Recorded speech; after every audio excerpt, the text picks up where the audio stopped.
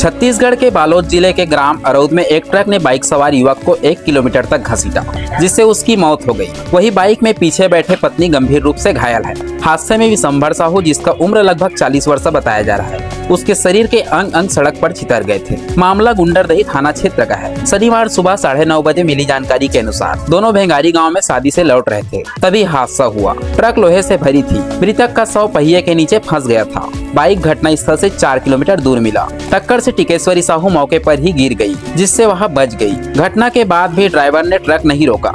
करीब 4 किलोमीटर बाद गाँव वालों ने रुकवाया। हादसे के बाद पत्नी टिकेश्वरी के बैग का सारा सामान बिखर गया, जिसमें उनके बच्चे के कपड़े, जूते, चप्पल आदि शामिल थे, जिन्हें पुलिस ने मौके से जब्त किया। थाना प्रभारी मनीष सेंडे के मुताबिक मृतक दंपत्ति राजनांदगांव जिले के रवेलीडीही ननकट्टी के रहने वाले थे। वे निजी काम से आए थे।